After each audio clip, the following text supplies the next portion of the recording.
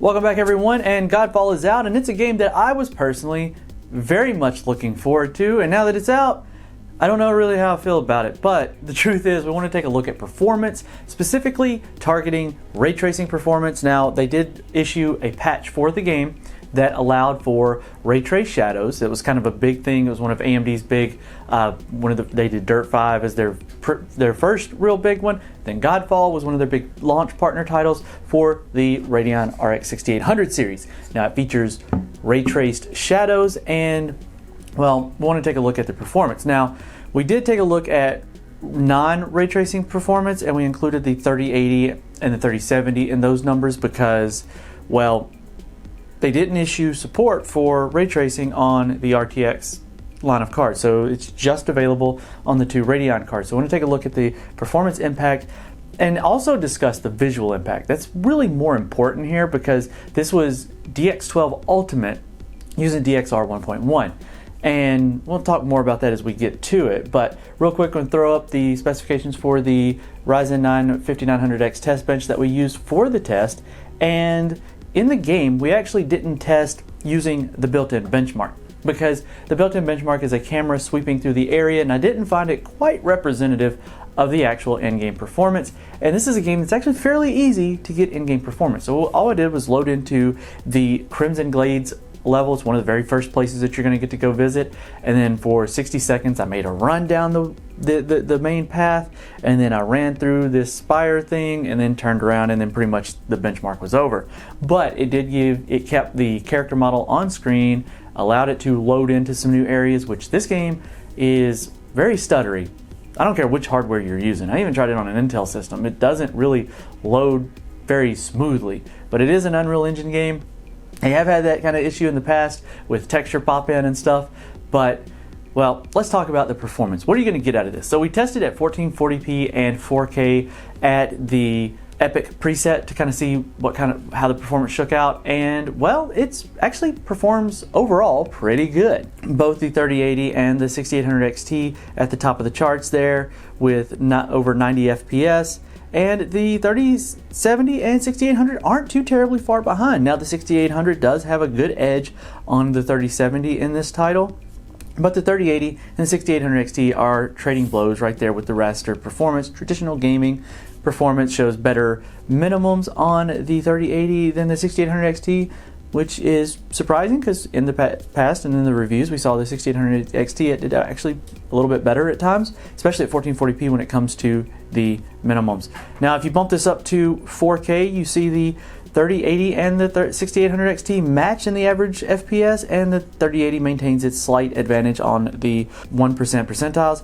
The 3070 and 6800, that story stays relatively the same, although a bit closer than they did at 1440p, showing the shader count of the 3070 comes into effect. Now, what about ray tracing performance? That's really, well, that's one of my things. You guys caught the last Cold War video, you know that I kind of bang on this drum, and I'm, again, going to continue doing it. However, I'm going to have to leave the RTX cards out of it at this point, and we'll come back if you guys want us to when they do release the ability to run it on the 3080, and then we'll revisit these numbers and expound if needed. Maybe some new cards will come out by then. Who knows how long this is going to take.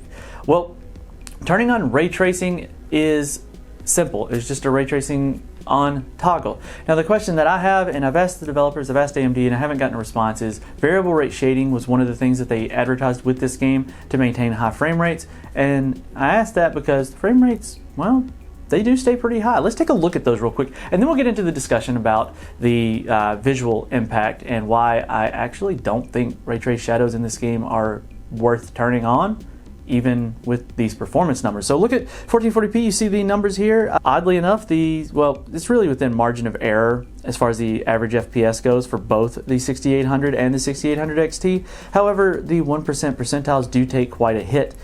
Yeah, I say quite a hit. Let me take that back. It's actually a hit, but it's not that bad. It's not as bad as what we've seen in other games like Call of Duty or Control or, well, most any other game that's on the market right now. Dirt 5 doesn't count. It's not publicly available. This is. We see about a 10 FPS or more hit on the 1% percentiles, that does affect the smoothness of the game, but not that much. These are still fairly high. You're still going to get a good smooth gaming experience. Now bumping it up to 4K, we see the cards take a hit on the average and the 1% percentile, so about a 10% or better performance hit. That's not bad. That's not bad at all. That's actually really good. And let's talk about the image though. So this is DirectX 12 Ultimate. That was kind of the big billing for this game, is first DX12 Ultimate using DXR1.1. And I noticed, because I had to go back and watch the developer talk from AMD, and I'm underlining on my notes here, they made this big thing about DXR 1.1 ray trace shadows on your character models and foliage in the distance, and he used the phrase models in the scene. So ray trace shadows, models in the scene. And the reason why that's important is because in the past with ray traced games, or games using ray trace shadows, they usually pick a point light. So you have a single source. Either you have a sunspot shadows. So Call of Duty Cold War is a good example of this. So the sun generates the light, and it illuminates the character models, and it dictates where the traced shadows are going to be. So it's real shadows based on character models being occluded by the sun.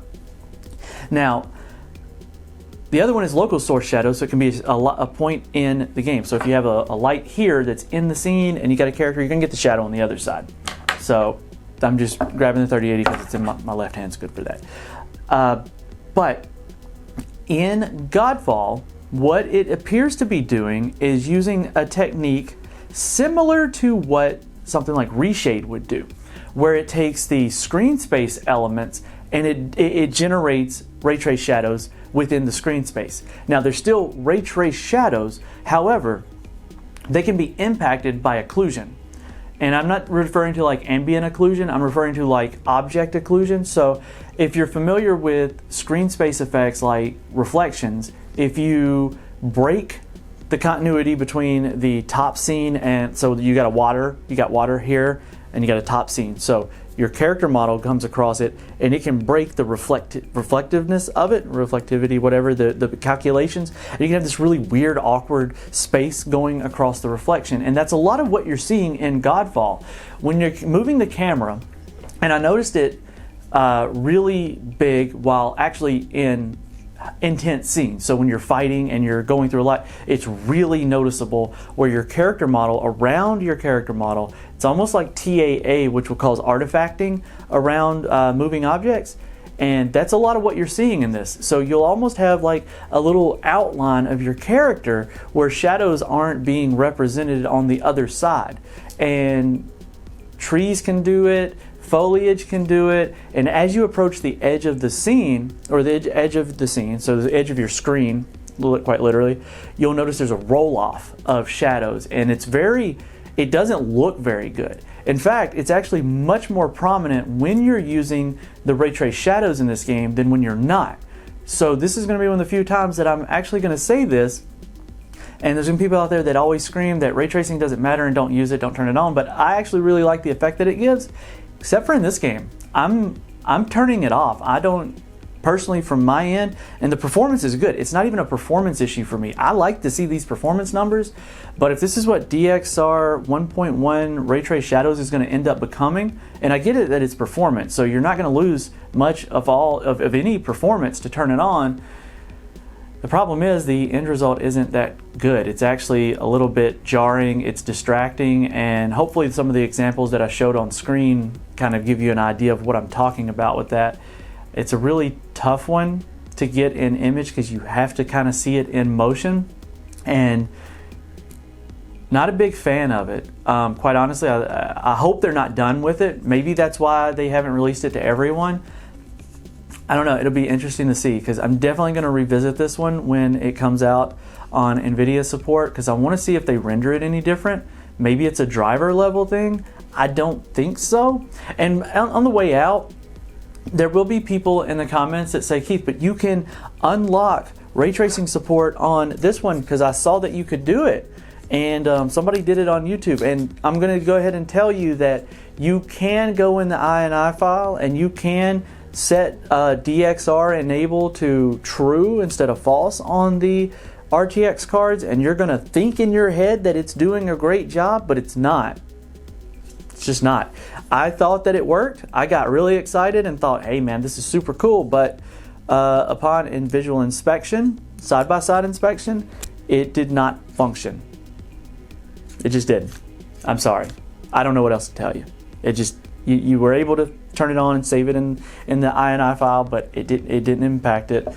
So gonna wait for official support for the RTX cards before we even talk about how that is. But right now, I'm very disappointed by Godfall as a game and in the Ray Shadows department. So hopefully they're not done with it. Hopefully they'll fix it up. We'll see. I'd love to hear your thoughts down in the comment section. Do you have Godfall? Were you excited about Godfall? Do you even care about Godfall? I don't know. I'd love to hear from you down there below. But either way, guys, like, subscribe, you know what to do, and we'll catch you in the next video.